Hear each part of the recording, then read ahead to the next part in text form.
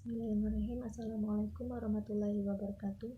Perkenalkan, nama saya Maya Puspitasari, NIM 18014141415.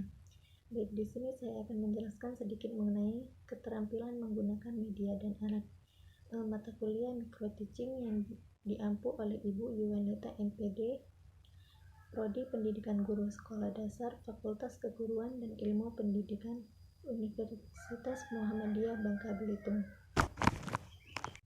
Baik, di sini yang pertama mengenai pengertian media pembelajaran.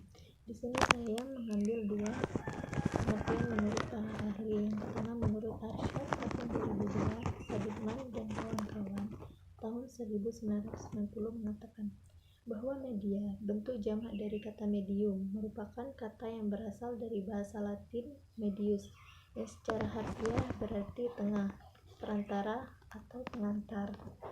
Oleh karena itu, media dapat diartikan sebagai perantara atau pengantar pesan dari pengirim ke penerima pesan. Media dapat berupa satuan bahan, software, atau alat hardware.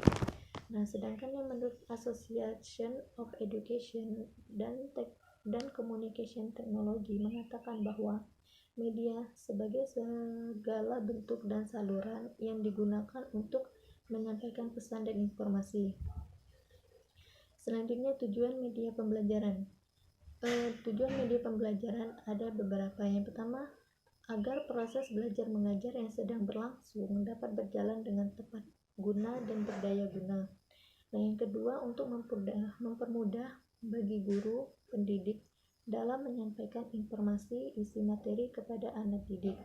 Yang ketiga, untuk mempermudah bagi anak didik dalam menyerap atau menerima serta memahami materi yang telah disampaikan oleh guru atau pendidik. Yang terakhir, untuk mendapat mendorong keinginan anak didik untuk mengetahui lebih banyak dan mendalam tentang materi atau pesan yang disampaikan oleh guru. Selanjutnya, manfaat media pembelajaran.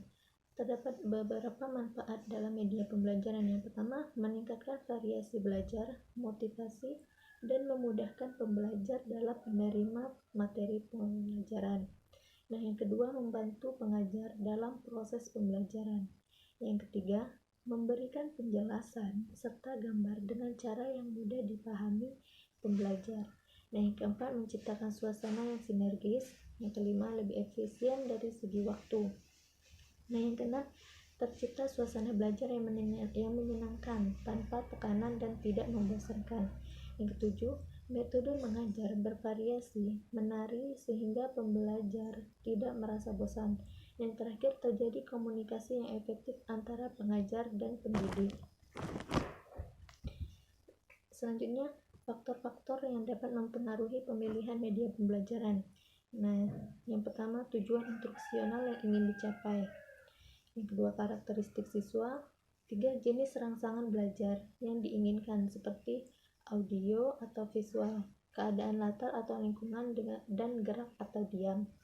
Yang kelima, apakah media siap pakai ataukah media rancang. Yang terakhir, kepraktisan dan ketahanan media. Selanjutnya, pengertian alat pembelajaran. Alat pembelajaran adalah setiap peralatan yang dapat menunjang efektivitas dan efisiensi pembelajaran. Karena sifatnya yang demikian itu, maka sebagian orang ada yang berpendapat atau menyebutkan alat pembelajaran sebagai sarana belajar atau sarana pembelajaran. Alat pembelajaran ini juga termasuk bagian dari sumber pembelajaran karena dapat mempengaruhi tingkah laku para siswa. Selanjutnya, jenis-jenis alat pembelajaran. Media audiovisual gerak itu seperti film bersuara, video, atau animasi. Yang kedua, audio semi gerak. Semi gerak itu seperti tulisan yang bergerak dan bersuara.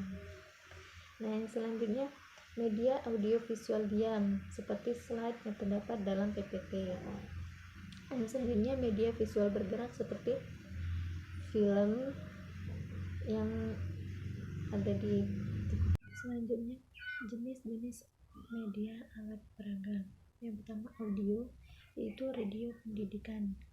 seperti radio menjadi media pendidikan yang berguna bagi semua bentuk dan tingkat pendidikan, karena selain memperkaya pengalaman, pendidikan juga menghantarkan gagasan-gagasan yang mendidik. Selanjutnya yang kedua, rekaman pendidikan. Rekaman alat bantu untuk menangkap sesuatu yang diperlukan menurut kebutuhan yang ada. Contoh, rekaman berbahasa, rekaman pembacaan puisi, dan lain sebagainya. Yang terakhir, audiovisual. Alat pembelajaran ini sangat lengkap, lebih kreatif, dan lebih menarik murid dalam mengikuti pembelajaran. Contoh, guru menyajikan VCD, langkah-langkah cara membuat kegiatan kerajinan bunga. Itu saja yang dapat saya sampaikan. Kurang lebih saya mohon maaf. Jika ada salah kata saya mohon maaf. Wabillahi taufiq wal hidayah. Wassalamualaikum warahmatullahi wabarakatuh.